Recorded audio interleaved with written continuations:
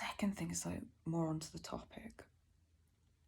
So there's a big thing in plural spaces about fate claiming, and I feel very strongly about it. It goes into the region of like social justice for me, because I see it in a lot of spaces, not just the plural community, but like the concept, the driving force behind it, that I see a lot.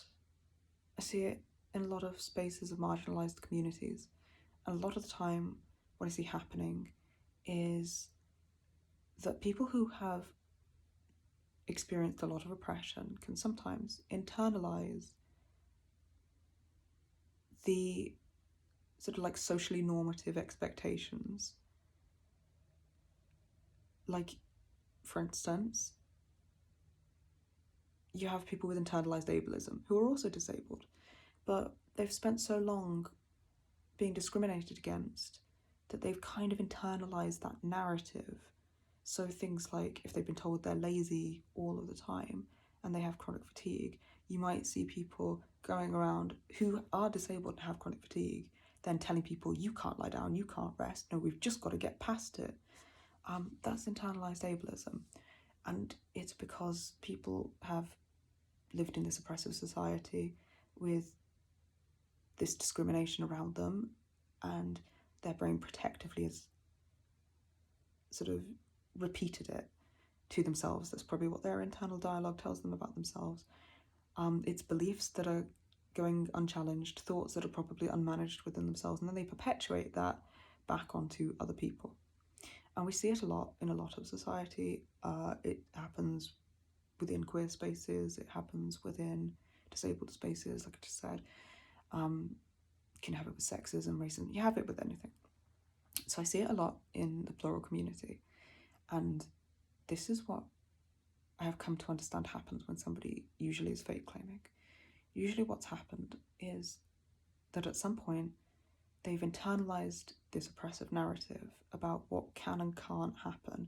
Their brain has thought, in order to be safe and avoid that discrimination myself, I have to perpetuate that narrative onto other people. It's not a conscious decision a lot of the time. It's just the brain having this trauma response and going, that's unsafe, I have to stop it because it's unsafe. And then they see somebody doing the behaviour that their brain has come to predict discrimination from them doing, and it goes, you have to mask, you have to stop, danger. And then they go, you can't do that. It doesn't mean the behaviour is okay. It's just the protective function that usually is underlying that behaviour. So there's a lot of complicated discourse around things like this. And it's difficult to have it really because,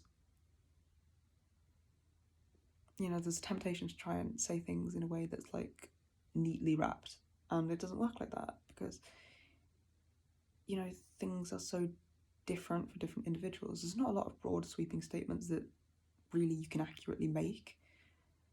What I can say is that I don't believe anyone can diagnose somebody from any number of videos on the internet, and I don't believe that it would be ethical, accurate, or efficient to try. And I believe everyone who is qualified and has studied for a long time, who is good at their profession, that I have seen speaking in a way that I feel they have competency, says a similar thing. So there's that.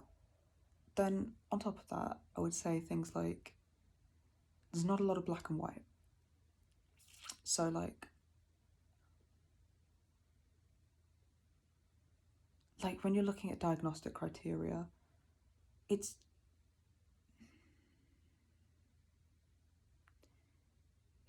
not just about having a symptom. It's about like how reliably repeated that symptom is, its level of impact on daily life, and also how many other symptoms in the same diagnostic criteria you're going to see in people alongside it, to what level, to what extremity, you know, like there's an entire pattern we're looking at, not just one thing in isolation. So there's that.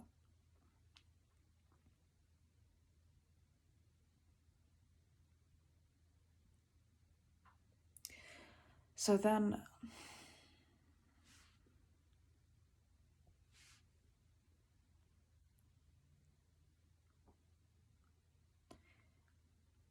when, you know how the brain makes judgments and categorizes, it does that again. That's a protective response. It's like so much of what happens is protection.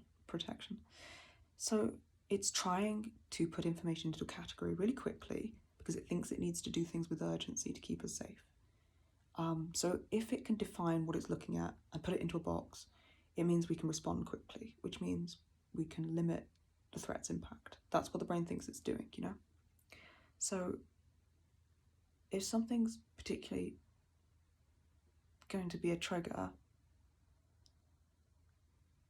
it makes sense that the brain like really quickly tries to categorize what it's seeing and go, this is that. And it can be quite rigid about it if trauma's involved, especially. So a lot of the time I think that's why we see people who maybe are part of the community and do have DID or OSDD, but who are saying, oh, you don't have DID if you X, Y, or Z, which is not something realistically we can say. I'd like to reference the McLean video, which was a massive medical betrayal. They absolutely did not behave within their duty of care. It was a huge oversight. There were many problems with that video, why they had to remove it. There's also the backlash was significant, and rightfully so, because what they did was they took snippets of behaviour of people who have DID and they said these are the behaviours you'd see in people who don't have DID. Bearing in mind the systems that they primarily took these from were diagnosed. That's a whole other conversation. Diagnostic model has flaws as well. It's not the end all. But let's just say, you know, even by their own standards, there was a really problematic thing to do. So there's that.